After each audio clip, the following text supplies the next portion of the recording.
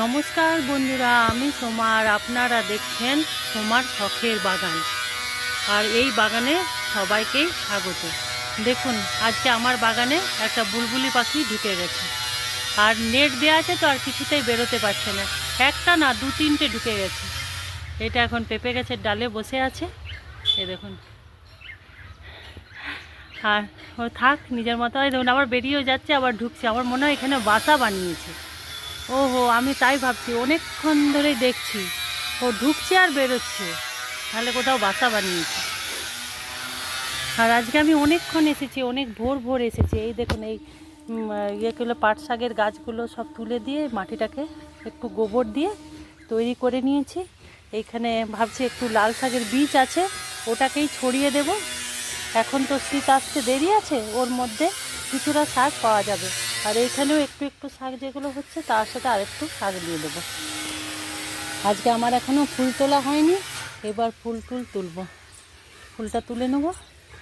দেখুন, আজকেও ছেলেগুলো ইয়েগুলো মিস্ত্রিরা সব ভোরবেলায় চলে এসেছে। আর একটা আমি কাজ করেছি, এই দেখুন শশা গাছটাতে কি সুন্দর শশা দিয়েছে। কালকে দুটো জালি পড়েছে, ইয়া করে দিয়েছি। আর আজকে উপরে তুলতে গেলাম, বাস ডালটা গেল ভেঙে। আমি একটু কেবল মাটি দিয়ে ব্যান্ডেজ করে দিয়েছি, কি জানি ঠিক হবে কি না, জানি না। শশা গাছের ইয়ে তো কাণ্ড ভীষণ নরম হয়। আমি তুলতে গেলাম, বাস ভেঙে গেল। যাই হোক, আজকে অনেক কাজ করতে হবে। দেখুন, কালকে একটা গ্রো ব্যাগও ভরে নিয়েছি। আর এইগুলো ওই পাট শাকের ডাটাগুলো সব আছে। আর এই শাকগুলোকে সব তুলে নিয়েছি, শাক তুলে নিয়েছি। আর কিছুটা বরবটিও পেলাম, তুলে নিলাম। এবার চলুন ফুলটা তুলে নিয়ে আবার বাগানের কিছু কাজ করব।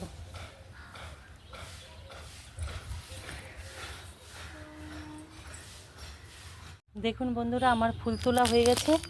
এবার ওই যে ক্যারেটগুলো মাটি খুঁড়ে রেখেছি, ওইখানে একটু লাল শাকের বীজ দিয়ে দেব।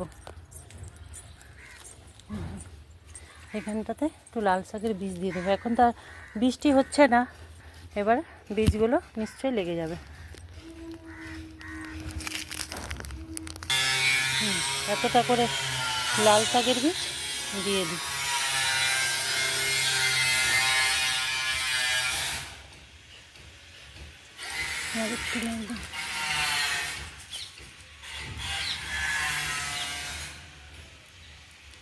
লাল শাকের বীজটা দিয়ে দিলাম।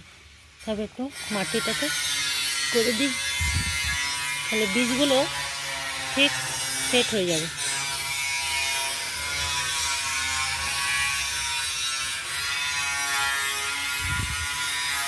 আর একটু বীজ রইল, আবার কোথাও খালি হলে দিয়ে দেব।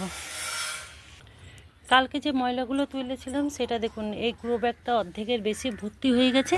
আর আজকে আবার একটা গ্রো ব্যাগ নিয়ে এসেছি, এগুলো আবার ভরা শুরু করব। এই দেখুন, এই গ্রো ব্যাগটাও ভরে নিলাম, আর এটাও প্রায় ভরে এসেছে।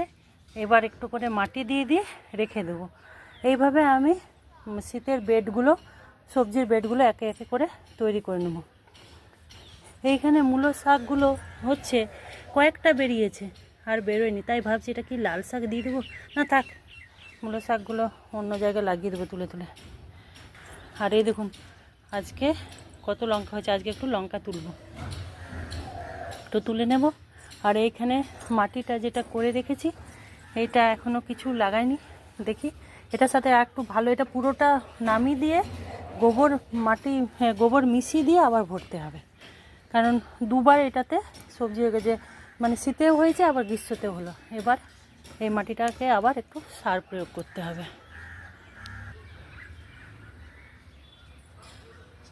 এই দেখুন বন্ধুরা, মা পাখি আর বাবা পাখি মনে হয় এসেছে। এখানে নিশ্চয়ই কোথাও বাসা বানিয়েছে, সেটা আমার খোঁজ লাগাতে, আমি দেখিনি, আজকেই দেখছি দুটো পাখি।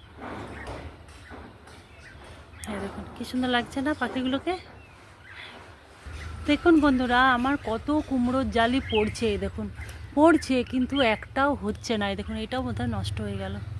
কেন হচ্ছে কুমড়োর জালিগুলো, কেন পড়ছে না বুঝতে পারছি না। পরাগ মিলন করিয়ে দিলেও এটা তো করিয়েছি, এটাও করিয়েছি, কিন্তু এগুলো হচ্ছে না। কেন হচ্ছে না জানি না। এই জায়গাটা একটু ফাঁকা পড়ে আছে, এইখানে ভাবছি একটু খুঁড়ে নিয়ে আর ওই লাল শাকের বীজগুলো দিয়ে দিই, একটুখানি আছে যা হবে। এই দেখুন বন্ধুরা, এই কুঁদরি শাকে কুঁদরির এসছে, ডাল এসেছে, দেখুন এইখান থেকে আবার কি সুন্দর চারা বেরিয়ে গেছে। ও ডাল যেখানে যাবে সেই পাশ থেকে চারা বেরোবে। এখানটা একটু খুঁড়ে নিই আর এইখানটায় কিছুটা লাল শাক বসিয়ে দিই, যা হবে হবে। এই দেখুন বন্ধুরা, পুরো মাটিটা খোঁড়া হয়ে গেছে আর এইটুকুই বীজ বেঁচেছিল, এই বীজটাকে পুরোটা ছড়িয়ে নিই।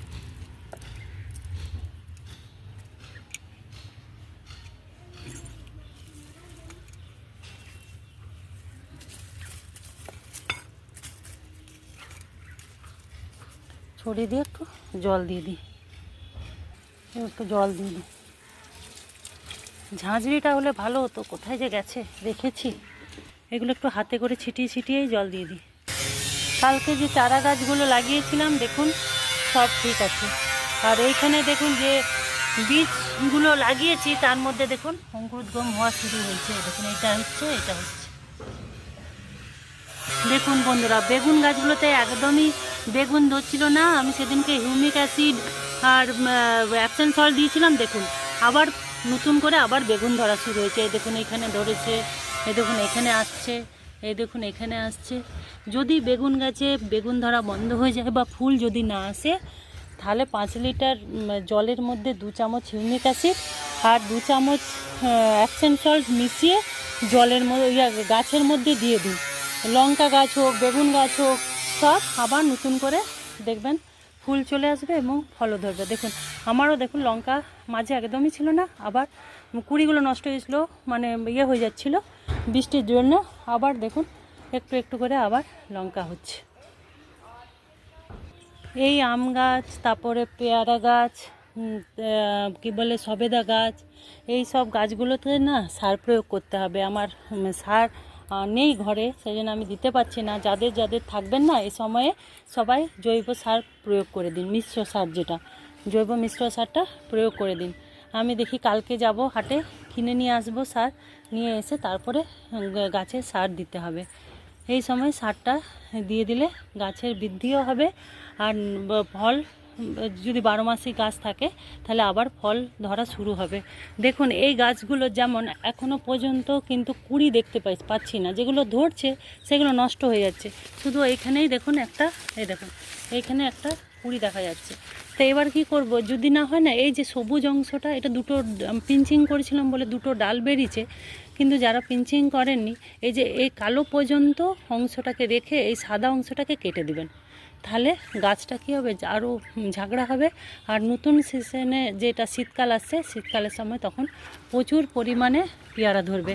ভাবছি আমিও তাই কেটে দেব এই ডালগুলোকে, পুরো এতটা করে করে যতটা কালো আছে পুরনো ডাল পর্যন্ত কেটে দেব, তাহলে আবার নতুন করে ফল আসবে। এখন তো সেই রকম দেখতেই পাচ্ছি না। এই দেখুন এইখানেই বাসাটা বানিয়েছে, কোথাও দেখতে পাচ্ছি না। এখানটাতে এলেই পাখিগুলো কিচকিচ করছে। থাক, এই পাশ থেকে চলেই যায়, ওরা শান্তিতে থাকুক।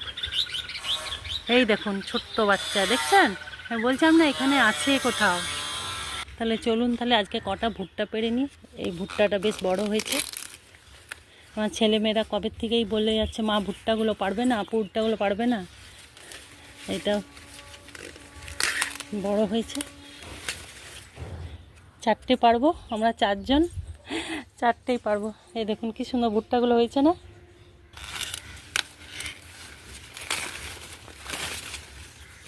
এই একটা আর এই একটা।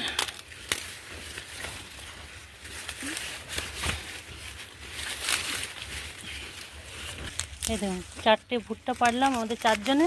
আর এই একটা ডাল চলে এলো, এটা ওই কিচেন কম্পোস্টের মধ্যেই ঢুকিয়ে দিই। এবার চলুন কিছুটা লঙ্কা তুলে নিই। এই দেখুন বন্ধুরা, এতগুলো লঙ্কা তোলা হয়ে গেল। আজকে অনেক কিছুই হলো, এতটা পাট শাক হলো, 4টে ভুট্টা হলো, এতটা কী বলে বরবটি হলো, আর কাঁচা লঙ্কা হলো। আমি কাঁচা লঙ্কাগুলো পেকে পেকে গেলেই তবেই তুলি, তার সবুজগুলো থাক, আবার ওগুলো যখন পেকে যায় আবার ওগুলো তুলি। তাহলে এখনও বাগানে কিন্তু অনেক কি কাজ আছে। এই দেখুন পাট শাকের গাছ এখানে একটা রেখে দিয়েছি, আর ওই পাশেও দেখুন, ওই পাশেও 2টো আছে।